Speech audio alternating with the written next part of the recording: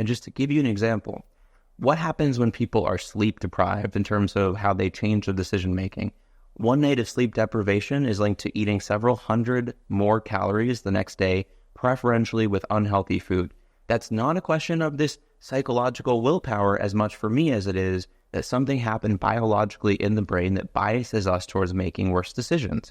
We know the same is true with stress. People who experience more psychological stress are more likely to make unhealthy choices. Is it because stress depletes willpower? Well, you could say that. What I would say is that stress changes neurobiology and it wires the brain towards making more impulsive short-term choices at the expense of long-term decision-making. Collective Insights is a voyage through topics and technologies revolutionizing human well-being. Groundbreaking approaches for a better world and a better life await you. Welcome to Collective Insights. Hi, I'm Dr. Greg Kelly, VP of Product Development at Qualia. Our podcast often delves into topics related to mental well-being because issues like brain fog, mental exhaustion, and supporting long-term brain health are common concerns. That's why we make Qualia Mind. Our new and improved Qualia Mind formula required thousands of research hours, reviewing hundreds of ingredients until we identified 32 vegan, non-GMO brain nutrients and compounds that together form the ultimate blend for brain health. From focus, memory, mood, the drive to get things done, Qualia Mind supports everything you need to have a thriving mindset. We think you'll notice the brain-nourishing difference fast, and that you'll appreciate its support for healthy brain aging years down the road. To try Qualia Mind risk-free for 100 days, go to qualialife.com/mind and use code MIND for an additional 15% off your order. That's qualialife.com/mind to experience the ultimate blend for brain health. Today, we're excited to welcome Dr. Austin Perlmutter, a board-certified internal medicine physician and best-selling author known for his work on brain health and decision-making. As the co-author of Brainwash, he explains how our environment and lifestyle choices impact our cognitive function. Dr. Perlmutter emphasizes the power of neuroplasticity, highlighting how shifting our mindset can lead to profound changes in our lives. Join us as we discuss the science of shifting consciousness and practical strategies for enhancing our mental well-being. Let's dive right in. All right, we're going to get really into neuroplasticity, the brain, some things we can do about it. So let's jump in. Can you explain neuroplasticity and especially like how it plays in with shifting consciousness? What a good question. What is neuroplasticity and why does it matter? I think one of the most important breakthroughs in neuroscience in the last 100 years is the understanding that our brains are constantly changing with each passing moment as a reflection of what goes in. Why that is so profound is it means that we have this opportunity to literally reshape the core mechanism of who we are, our brains, with our choices. The liability with this is that it means that if we're not taking agency over that transformation, over the way our brains are wired, that we are letting the outside world kind of direct our brain state. And here's the rub, is that for most people in the modern day, if you let that happen, you are going to wind up with a very high probability of a bad brain state, which is expressed as poor mental health, poor cognitive health, bad decision-making. The good news, again, we can harness neuroplasticity and we can shape brains for better health.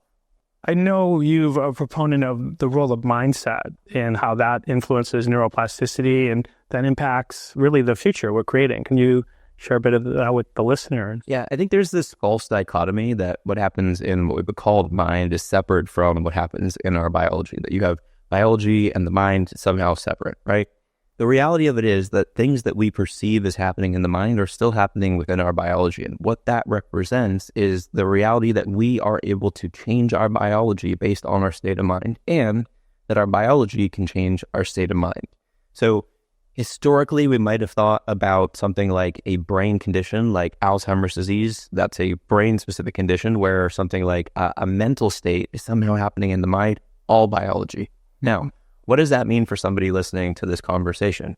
What it means is that the way that you think about things changes your biology.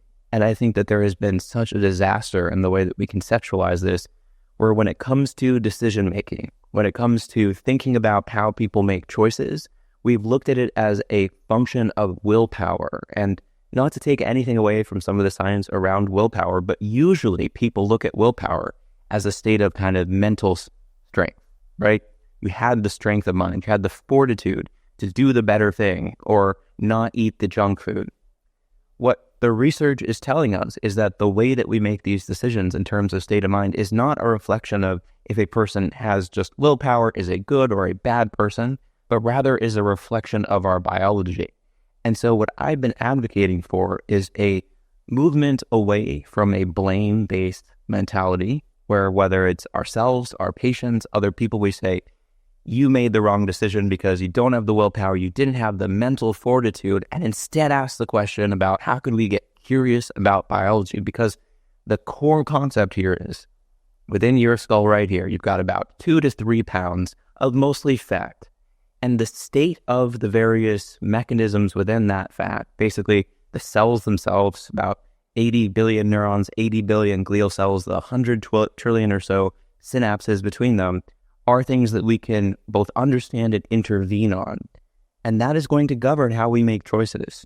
So this is a paradigm shifting change in terms of saying you have mental stuff, you have biological stuff, same place, same pathways. And that's why things like diet and exercise actually act on those same physiological pathways, and why I think understanding brain biology is the pathway to getting away from blame and to actual behavior change. That's so brilliant. I know, like willpower, as an example, my analogy is like a reservoir or a pool, right? Sure. We only have so much to go around, and we can spend it in the most important things or waste it. But to think that that's an infinite resource is probably not the most. So that is accurate. Meaning, if we want to just say at a high level and say, let's conceptualize our cognitive reserve, right? That in a given day, most people, myself included, can't sit in a chair and read every journal publication that's ever come out.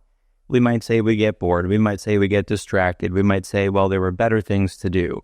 Some people would say you just didn't have the willpower to do it. And we accept a certain level of basically not being able to follow through on stuff, because that would be, for most people, myself included, a rough day to say you're going to spend 12 hours just reading every medical journal published in the last week. So we say, well, a good amount of willpower is the one that lets you not eat junk food all day, and a bad amount is the one that makes you basically impulsive every moment of every day. And people have different degrees of what we might call willpower. But I think the problem is to assign a state of willpower to a person and say, here is your level of willpower, and the only variable we can think of to enhance your ability to make better choices is simply to say, you're deficient, just suck it up and do a better job. The just do it mentality does not play out long term, because our ability to make good choices is not a purely psychological construct. And just to give you an example, what happens when people are sleep deprived in terms of how they change their decision making? 1 night of sleep deprivation is linked to eating several hundred more calories the next day, preferentially with unhealthy food. That's not a question of this psychological willpower as much for me as it is that something happened biologically in the brain that biases us towards making worse decisions. We know the same is true with stress. People who experience more psychological stress are more likely to make unhealthy choices. Is it because stress depletes willpower? Well, you could say that. What I would say is that stress changes neurobiology, and it wires the brain towards making more impulsive short-term choices at the expense of long-term decision-making. So again, this is a frame-shifting change in the way we approach behavior, because we're no longer simply saying, well, certain people make good choices, certain people make bad choices. We should punish those who make bad choices, and we should applaud those who make good choices, and assume that the biggest variables are they a good person, or do they have enough willpower?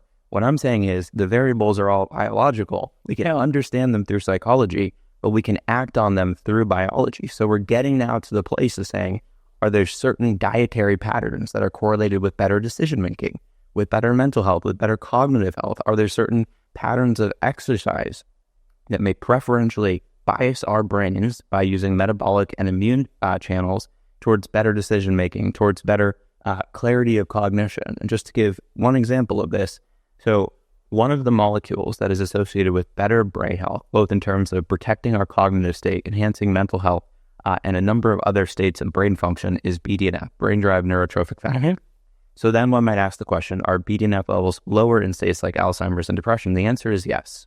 And one might also ask the question, do people who use certain medications for depression see an increase in BDNF levels, and do those correlate with improvements in depression? The answer again is yes. So then one might ask the question, does it help to increase BDNF levels? And if so, how can we do it? So then we say, what is the most powerful lifestyle intervention? And it turns out to be exercise, but not just exercise. Specifically, a 2022 analysis was done looking at around 40 different trials. And it looked at several thousand people, and it compared 5 different forms of exercise. So everything from balance training to high-intensity interval training to aerobic conditioning to resistance training. And we've historically thought of resistance training in medicine as kind of inferior to cardiovascular conditioning. Reason being, we think about exercise is good for the heart, for the cardiovascular system. In this study, what they found is that resistance training was the most strongly correlated with elevations in BDNF. And this was a study that looked at people aged 15 to 93. So it's a huge group of different people, and that this correlated with improved aspects of brain function. So what we're saying here is, if the goal is to have a little better brain in our response, which I would argue is the only goal, because mental health is the only outcome that really matters on this planet, everything else stems from that, then are there things we can do to our biology, in addition to what we may need to do psychologically, to enhance the systems within the brain that are associated with better brain function? Metabolism, which is where exercise acts, immunity, which is where exercise acts, and neuroplasticity, which we've discussed, are all systems we intervene on through lifestyle modification, potentially through pharmaceuticals as well, potentially through molecules like psychedelics. But just to take this to a slightly larger perspective, if we can zoom out for just a second and get away from this sense that we are our brains, that our identity is this static concept that is unchanging each day, and instead say, wow, there are billions of cells, there are trillions of connections. The brain is the most incredible, complicated computer system that we know of, and there are things we can do to nudge it in the right direction. Shouldn't we be doing those things? And instead of getting stuck in these patterns of blaming people for the way their brains work. I mean, if your knee hurts right now, I'm not going to say you're a bad person because you have inflammation in your knee. But if you have inflammation in your brain and you make worse choices, people may say you're a bad person. So I think it's curiosity in place of blame, and I think it's biology, not in place of psychology, but as a central mechanism to allow us to intervene and to understand where things can go wrong.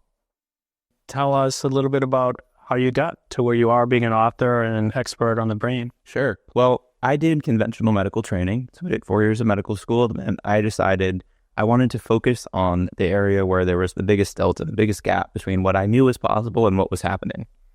And where that led me was to internal medicine, because if you look at the most common causes of death and disability around the world right now, these are preventable chronic diseases, and they're things like heart disease and Alzheimer's disease and respiratory dysfunctions, and largely things that we know how to prevent. So I said, how do I go into understanding chronic diseases, and how do I go into ideally helping people prevent these chronic diseases? And internal medicine gave me direct exposure to see these diseases full blown, right? So fulminant diabetes, end-stage heart disease. And so it gave me the understanding of where things can go so wrong. Now, the challenge is, and what I recognized quite quickly, is that my interventions were incredibly powerful at slowing the speed of decline. And I'm going to say that again, slowing the speed of decline, not reversing decline, not necessarily targeting the mechanisms of decline, but saying if a person has diabetes, how do we decrease the amount of negative effects from their diabetes? If they have heart disease, how do we decrease the disability formed by coronary disease and decrease the chances of having another coronary event? The challenge that I started to recognize quite immediately was that I would be sitting in the clinic with patients, trying to explain to them why it was so important for them to bring in basic lifestyle tenets. And I think there's this myth that conventional doctors don't practice lifestyle medicine. Every doctor tries to do these things. The challenge is if you have 15 minutes, and you have to spend 10 of those minutes, doing other things, maybe you get a couple minutes to say, here's the diet, here's the exercise, here's the sleep. So that was the scenario I was in. I'd say, listen, you have diabetes, here's the recommendations in terms of exercise and diet that can help to decrease your needs for these medications that can improve quality of life. And lo and behold, almost all of the times I made these recommendations, patients would come back and they wouldn't follow through on those things. So it led me to a little bit of an inflection point. Either A, I doubled down on managing chronic diseases, became really adept in running the algorithms, provided some lifestyle modification as well, but basically said, my work starts when a person is sick enough to get to the office. Certainly there are preventive screenings that I would be applying for colorectal cancer, for really other forms of cancer, and potentially saving some lives in that way. Or I could ask this question of, why is it the case that despite the fact that everyone seems to know that they shouldn't eat junk food, that they should be exercising more, that they should maybe prioritize sleep a little more, do people keep making the unhealthy choice? And there was a moment of realization when, I appreciated that even though I might have 30 minutes with this person once a month, if they were a consistent patient, that the majority of what mattered in terms of defining their health outcomes was happening outside of my office. As a doctor, I felt I have so much power, so much agency over what happens to this patient. And the reality of it is that I did not, because the majority of a person's chance to be healthy is within their control, not mine. So it led me to this question of saying, what is kind of the root driver of why people are doing poorly right now? Why is mental health so bad? Why are they making poor decisions? And of course, it led us to the only answer, which is it's brain function. So at that point, I decided I needed to learn everything I could about one very specific question, which is how does the modern world influence our brains for the better and for the worse? And in particular, how does the modern lifestyle bias our brain circuitry to lead us towards patterns of unhealthy decision-making? What I recognized quite quickly is that this research is being done in several different silos, but they're not necessarily connected. So there is a field called behavioral economics, which studies the way that humans make decisions, their intrinsic biases, and how that then influences them to do things that maybe they don't want to do in the long run. There's a field called neuroeconomics that brings certain tenets of behavioral economics over to understanding how decisions are made at the level of a neuron. And then there's the field of lifestyle medicine, and specifically lifestyle neuroscience would be the next iteration of it. I don't think it quite exists now, but that's where I found myself in trying to understand how our lifestyle changes the way we think, act, and feel. In between these things are all the other variables. So how does a pharmaceutical bias our decision-making? How does an infection bias our decision-making? How does it change our brain state? And to bring all of this together, the kind of hypothesis and the central tenet of the book Brainwash, which I wrote with my dad, is that the modern world increasingly biases our neurocircuitry towards patterns of destructive decision-making. And we get stuck in these loops where even if we want to make healthier choices, be healthier people, we find the deck is stacked against us. And so because of neuroplasticity, but working against us, it becomes more and more challenging to break free of that loop. And so the premise here is that people in the modern world become more and more stuck in ways of thinking, in ways of behavior, and this leads to so many of the negative outcomes that we see today. Now, to expand that out for a moment, this isn't just an issue with the individual. So certainly 300 million people around the world with depression, 300 plus million with anxiety, and over 1 billion people with significant levels of stress. That's not good. And for an individual, you'd say in the clinical setting, let's work on that. But if we appreciate how at higher levels, meaning decision-making by governments, decision-making by large governing bodies, decisions are biased by these things, and we say, well, what's happening as a collective to the way we make decisions and how policies are shaped, as a reflection of what's happening in our brains, you start to see how these things have a self-perpetuating tendency and how really what we're doing is creating a society where our brains are biased towards more inflammation, metabolic dysfunction, negative neuroplasticity, and how that then leads to a lot of the potential risks that we face existentially as a species. So just the two I would highlight here. I think more than likely, unless there's an asteroid that I'm not aware of, one of the top existential risks is nuclear war, right? I mean, we have the opportunity here to basically destroy the planet multiple times over, and the difference between doing it or not is up to the decision-making of our leaders. There's also a consideration around climate. So climate change is a thing, is a real thing. That I guess, my opinion, seems to be the consensus of all of the scientists, with the exception of a few. And if we say that we need to pay attention to our environment and basically make decisions for others as opposed to just for ourselves, that is a reflection of decision-making. So the point I'm making here is this is so much of a bigger deal than what I initially thought at the level of a patient, because globally, the outcomes that are most important are a singular reflection of our collective brain state. So as the diet around the world moves towards a standard American pro-inflammatory diet that biases brain metabolism and brain immunity towards a state of dysfunction, as we see in America that 70+% of our foods have added sugar and sweeteners, 60+% of our calories are coming from ultra-processed foods, where we see that inflammatory diseases and metabolic diseases are the top diseases around the world. So 7 in 10 diseases around the world are the top killers have an inflammatory component, where 93% of Americans are metabolically unhealthy. And we know these things directly influence our brain metabolism and neuroimmunity. we start to see why lifestyle is so fundamental to this. All of this is to say, I've said a lot of different things, why I got invested in it, why I care about this so much. Regardless of where you stand politically, the beliefs that you have around things that are important for humans, whatever it is that you care about achieving, if it's you want to feel better, if it's you want to show up for your kids, if you want to be able to make more money, you want to have better relationships, brain health is the unifying variable. And so everything else to me feels like it is interesting, but interesting as it relates to that primary outcome. It's beyond just brain health, it's mental health. That's the only thing that matters. And I looked at blood pressure and I looked at blood sugar, and I think these things are still so important. Weight management, all of the things that people come in with. You want to look good in a swimsuit? Great. You want to be able to go on a hike? Great. It only matters because it enhances mental health. And so the closer we can get to the biology of what actually drives brain health and by extension mental health, the closer we get to actually changing some of the ways that we behave as humans, and therefore decreasing our chances of getting these diseases and increasing our chances of enjoying the years that we have on this planet.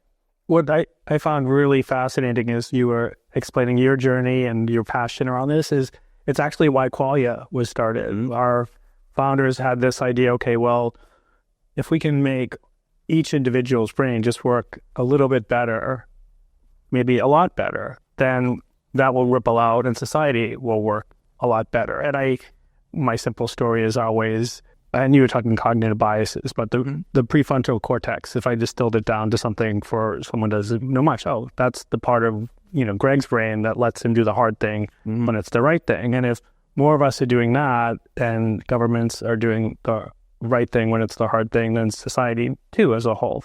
So when I was listening, I was like, oh, that's the same mission as Qualia. Yeah, it is the thing. And so you brought up a little bit of neuroanatomy, neurobiology. I think let's go into it. Yeah, I love that. So I would say one of the liabilities with the brain is it's very complicated and we can't just isolate things. So even if we were to say this part of the brain does this exclusively, it's not exactly true. With that said, certain parts of the brain are more involved in certain processes. And I'd say of any part of the brain that is involved with high-level decision-making, the prefrontal cortex, top of the list. It does seem like the prefrontal cortex and healthy function of the prefrontal cortex is literally the ability to make a good, well-thought-out decision. We can see tons of data from people who have either exogenous, meaning trauma to the prefrontal cortex in terms of how it changes their behavior. And maybe more interesting, what happens to people who are exposed to, for example, high levels of stress in terms of the atrophy we see in the prefrontal cortex and in terms of what that translates into decision-making wise. As an example around this, one of the things we see in Alzheimer's disease is an atrophy in the prefrontal cortex, and decision-making becomes impaired, right? So what we know is that we want to protect healthy function of the prefrontal cortex. And even a little bit beyond that, there is a bidirectional communication pathway between the prefrontal cortex and a small part of the brain called the amygdala, of which we actually have two. The amygdala is often thought of as the fear center. It does a lot more, but it's certainly involved with emotional regulation. And the example here that I think is so emblematic of one of the biggest liabilities we have as a species is that our brain is primarily tasked with our survival. It will put our survival over everything else.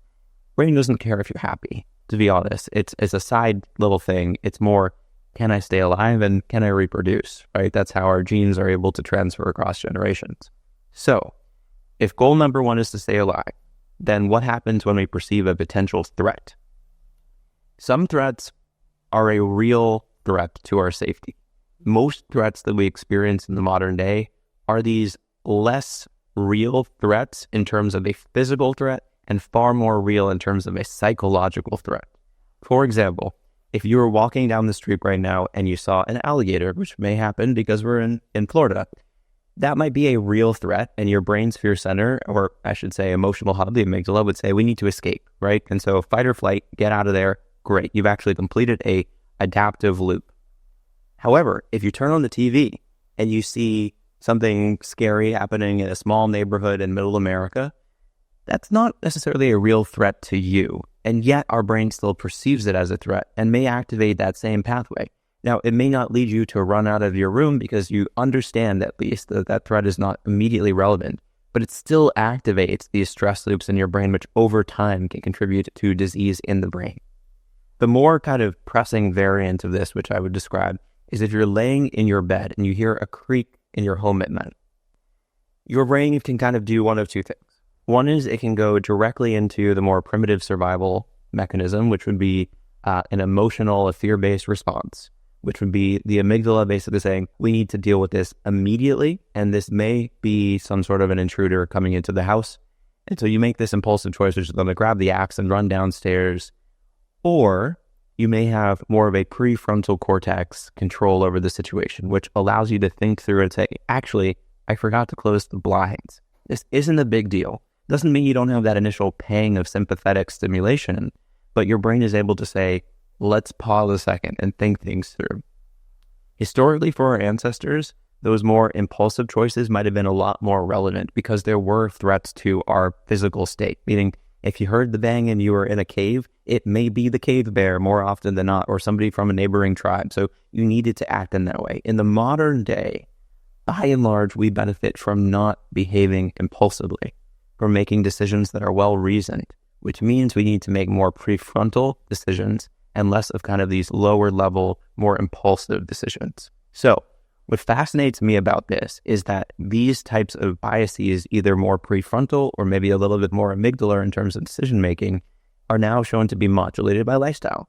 And so what seems to be the case, this is mainly based on preclinical or animal research, is that in the context of high levels of stress, you see atrophy of the neurons in the prefrontal cortex, and you see an expansion or an increase in the size and strength of the neurons in the amygdala. So in essence, what we're doing is kind of shifting our brain state to one in which we stay in this state of hyperarousal and concern about these stressful events, leading us to patterns of more impulsive behavior because our brain is being told you're better served being impulsive than you are reflective. The implications of this are huge. There's a phenomenon called temporal discounting, which I know we're getting into some kind of esoteric stuff, but it is in essence the question of saying, would you rather have $1 right now or $10 tomorrow? Would you rather have $10 now or $100 in a year? And whether a person makes decisions based on the immediate gratification or the delayed gratification is a predictor of a number of things, including disease risk.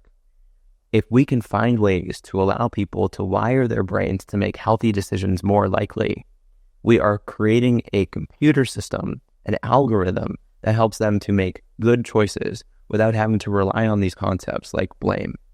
So the whole premise here, and the prefrontal cortex is kind of central to it, is that there are things that we can do each day to improve our chances of making healthy decisions, which then compound to, in essence, wire our brains to make healthy choices, connection with other people, better mental health, and prevention of cognitive decline, the default. But it isn't through the quick fix. Yeah. And I think that's such a challenge in a day where everyone wants to, basically snap their fingers and be set. Do you have one or two things that you would recommend just to the audience as things to do, right? And stack the deck in that way? The best next thing that you can do for brain health is going to be to prioritize sleep. And I'll explain that in a moment. But understanding that for most people, most of the time, there's a reason why they're not eating a healthy diet. There's a reason they're not exercising enough each day. There's a reason they're not meditating for 30 minutes to an hour. And it's not always that they don't know about it. It's often that those things are not intrinsically pleasant, right? The difference between that and sleep is that sleep is intrinsically pleasant. In order to wire our brains to make healthy choices more likely, we need to do something for roughly 2 months. That's about how long it takes to form a new habit. How do you do that? Well, you have to actually give yourself some good feelings to make it more likely for you to do that. So I think starting simple is always good. What I love about sleep is it is intrinsically enjoyable and dramatically enhances cognition the next day. It is therefore, I think, one of the best things to start with in terms of developing a new habit because it's readily identifiable in terms of what you need to do, and we can get into some of the tangibles for it. But as it relates to cognition, getting one night of good sleep is the difference between having good focus or poor focus, good memory or bad memory, even mood regulation, and certainly decision making. So what I would say is, you're hearing this, I'm so sorry, because I understand that you don't have control over your sleep schedule. If you're a night shift worker, similarly, if you're a new parent, there are also a number of challenges. But anything you can do to enhance your chances of getting 7 to 9 hours of high quality sleep tonight is the most direct way to influence your brain function for the better tomorrow, to set yourself up for more decisions that are on your side. So what do you do to make that happen? Let's just run through the tips. Yeah. Going back to what I've said before about your brain's goal is to keep you alive. Think about anything that is going to keep you up as basically your brain detecting a danger signal. If you go to sleep historically and there's danger out there, you could be eaten, you could be killed. And so even if that's not real today, our brains still play that same programming. What are those signals? Well, it's going to be if you're getting stressful content. So if you're consuming stressful content before bed, whether it's through your phone, and it can be a social stressor where you're comparing yourself to other people on Instagram, or it can be watching the news where you're hearing about the horrible things happening in the world. Not to take away from learning that information, but before bed is not the right time. Even stressful conversations with a spouse or a loved one can activate your brain saying we're not safe and therefore it is not good to go to bed. The other variables are going to be basically telling your brain this is the time, this is the correct time to sleep. So there it's talking about decreasing light exposure, especially blue light exposure in about the 2 hours, but certainly the 1 hour window before bed. Lowering the temperature in your bedroom, which tells your brain that basically this is the safe time to sleep. So that would be between 65 and 67 degrees Fahrenheit. Decreasing noise exposure in the bedroom. This is a very basic one. But when we hear noises, our brains had to evolve to say there's a threat. We need to basically downregulate sleep, which is something we only do when we're safe, and deal with that threat. So if you live somewhere with a lot of noise pollution, one option is a white noise machine. It's an easy one. You can also put in more curtains. You can put kind of things underneath your door to suppress the sound. But here's a little tip on that front. Even if you're not waking up because of the noises in your room, it is still decreasing your quality of sleep. And especially in the second half of the night where your sleep pressure is lessened and you're not necessarily getting the same degree of deep sleep, noises in your bedroom, even if you don't wake up, can detract from your quality of sleep. So again, you may not be able to move somewhere that's super quiet. If you're staying in a hotel, this is even bigger liability, especially if you're near the elevator. But a white noise machine to create a standardized level of noise in the background, I think, is a wonderful way to work on that. Real quick, the other thing I would say for sleep, well, two other things. One is, if you're really struggling, seek professional help. Obstructive sleep apnea, restless leg syndrome, major issues. And if you're doing all the things but you're still finding yourself drowsy during the daytime, nodding off, or basically needing naps all the time, see a practitioner. Melatonin can be great. You can do some valerian and all the other things, but some people need some additional help. So don't be scared to ask your doctor, any primary care doctor, for a sleep evaluation. But the last thing I'll say, because this is always a popular topic, alcohol and brain health, there's some conflicting data. From what I've seen, drinking a little bit of alcohol, not the end of the world for brain health. However, if you're consuming alcohol in the hours before bed, even though you may be sedated, fall asleep quickly and be unconscious, it dramatically decreases the quality of that sleep because it has a direct effect on modulating for the negative your sleep architecture. So definitely try to avoid alcohol before bed. This idea of the nightcap is a bad idea, and long-term is actually leading to a lot of deficits in quality of sleep.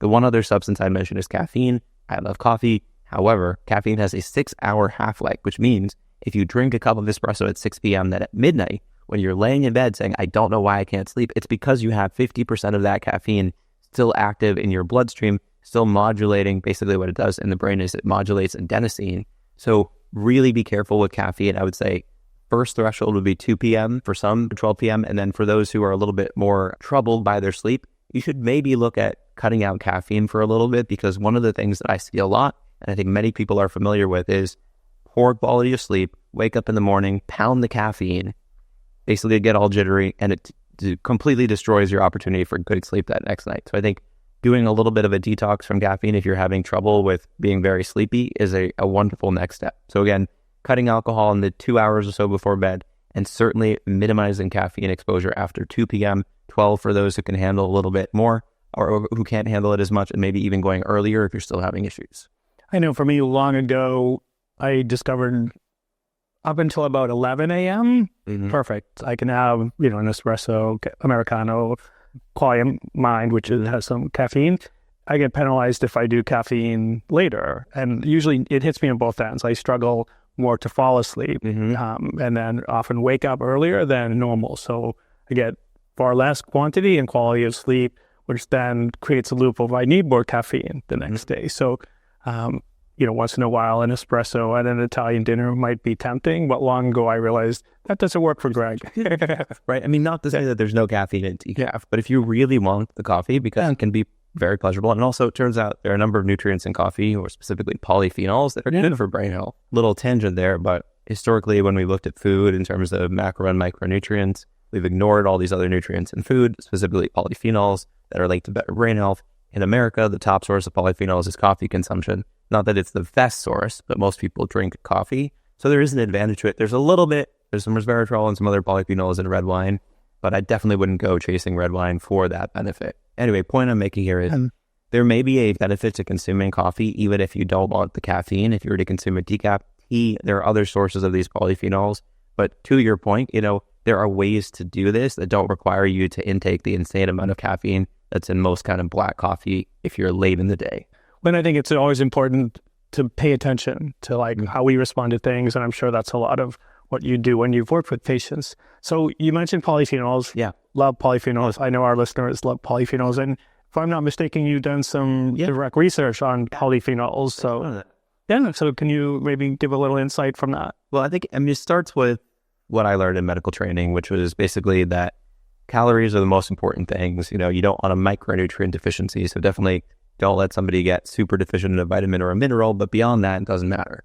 And then there was a little bit of a movement towards, there's antioxidants. And so you don't want oxidative stress, therefore antioxidants are good.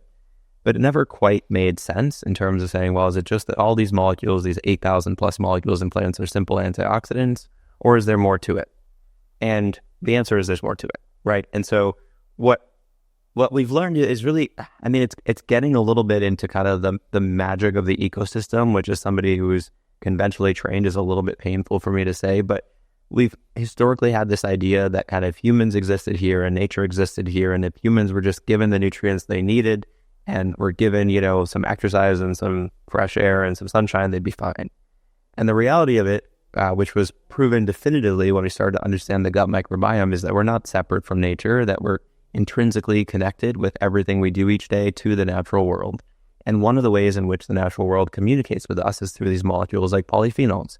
Plants make, again, 8,000 plus of these molecules. They use it to enhance their resilience, to enhance their immune function, because a plant is not able to just pack up its stuff and leave if it's faced with a UV light extreme, or if it's faced with temperature extremes, or if it's faced with infectious pathogens. So what has been seen is that cultures around the world that have high levels of polyphenolic intake or polyphenol intake tend to also be those who live longer, who think clear, who have lower rates of dementia. Blue zones are a good example.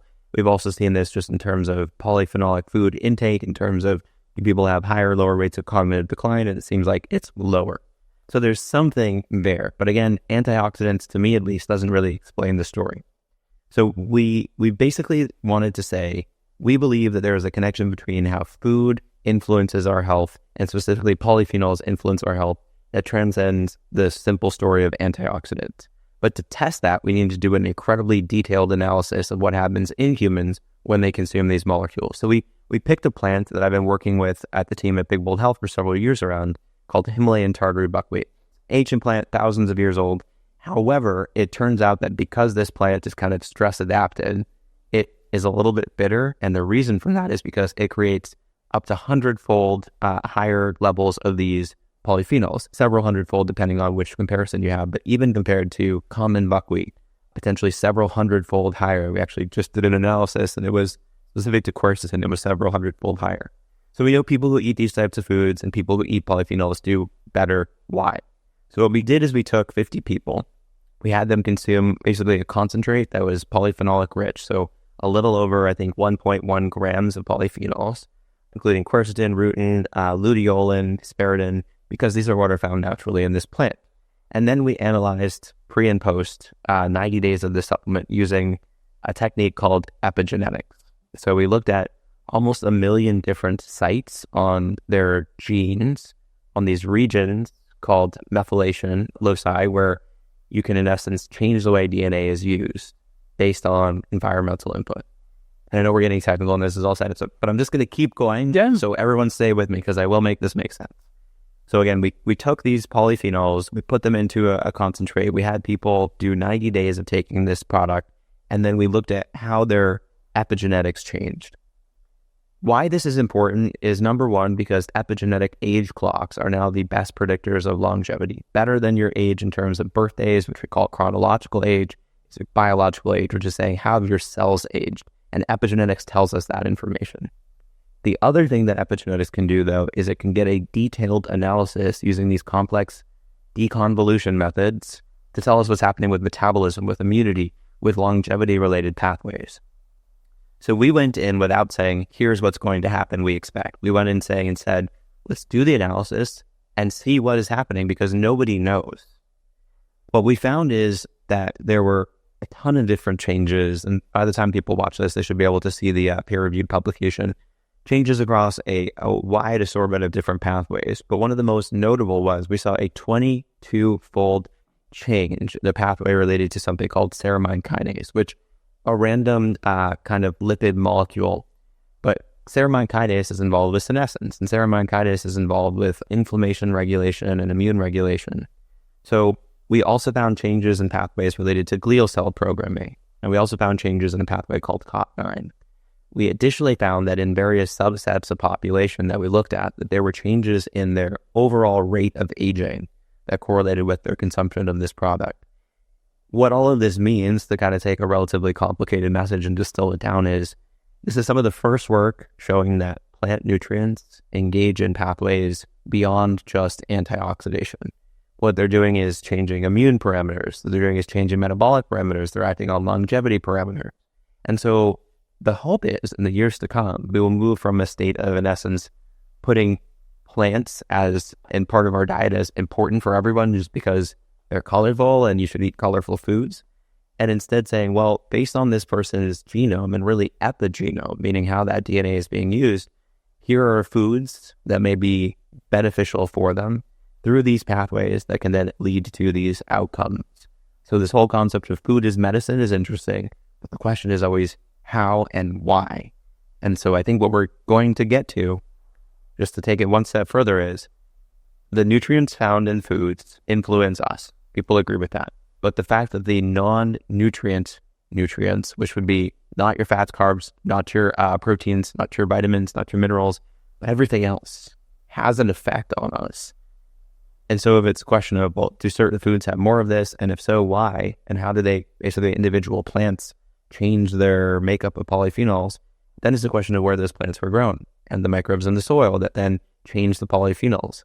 And then for those people who are out there eating animal proteins, of which I am one, is it possible that part of the value of an animal protein, or really just eating animal products, is actually these polyphenols, because they change that animal's immune and metabolic state, and even, now we're learning, change the polyphenol content of animals that we eat? And I think the answer we're learning, actually research just published by a gentleman named Stefan von Vliet, who is doing this incredible work looking at different forms of raising cattle and how it changes their polyphenols and metabolomics. The answer here is to say that everything is connected. So we transcend this place of saying, oh, you should eat organic just because you don't want, the glyphosate exposure, to saying, actually, you should eat organic because it changes the nutrient composition of that food, as we can profile through this deep sequencing technology. So to bring all of this home to people, there is so much nuance in food. And for those people who are out there saying, well, what do I do about this right now? The research is pretty clear that if you're concerned about a diet to improve your brain, both in terms of metabolic function and immune function, for most people, it is a diet that is rich in a wide variety of minimally processed foods. And I would say that is the first place to start. If your food has an ingredients list, that is usually a processed food. If the food is a single thing that you can point to and say, this is a piece of steak, this is a piece of broccoli, this is an onion, that is not an ultra-processed food. There's some nuance to it, don't get me wrong, but moving closer to eating foods that have been minimally processed is certainly the goal for most people, because most people eat the majority of their calories, 60 to 70%, from ultra-processed sources. There's also the piece for brain health, which is to consider carbohydrate metabolism, which is another subject completely. But I also think for a subset of the population, doing a diet that is a little bit more specific to decreasing processed and carbohydrates in general, because what we know is that brain metabolism tends to be one of the things that drops off as we age, and that things that can enhance brain metabolism may be key to kind of enhancing longevity of our brains, which is another interesting topic. Very good. Very good. Well, I know I'm a big fan of taking polyphenols. Yeah. We have a product, Qualialife. I think it's getting renamed Qualia Mitochondria, but because it was geared towards mitochondria, and polyphenols play a profound role often in cellular energetics. It's a very polyphenol-rich product. So the last thing I wanted to do, and honestly, I could listen to you for another hour if we had that. You're so rich in your knowledge and a way to communicate it. But we're running out of time. And for our listeners that want to follow you and connect with you, what's the best way? What a nice question. So I have a website, austinperlmutter.com, where you can find me on social media at Dr. Austin Perlmutter. And then if you're interested to learn more about this publication, which hopefully will be out by the time people listen to this on Himalayan targeted buckwheat, bigboldhealth.com will have all that information. Wonderful. I'm looking forward to reading it. So amazing. Thank you. Great. Thank you.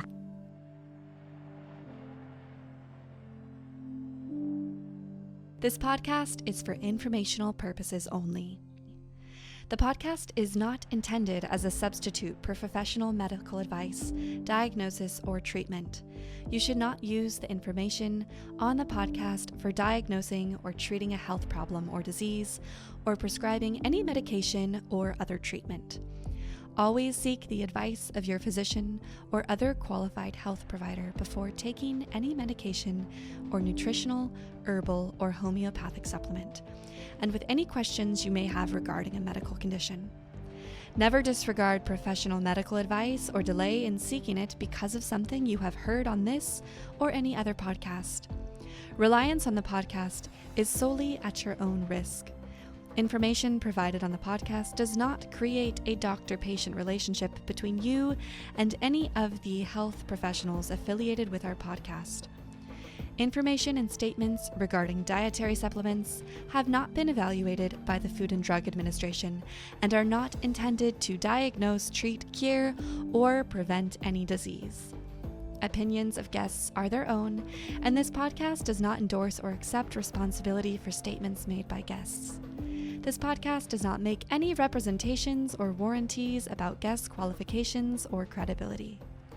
Individuals on this podcast may have a direct or indirect financial interest in products or services referred to therein. If you think you have a medical problem, consult a licensed physician.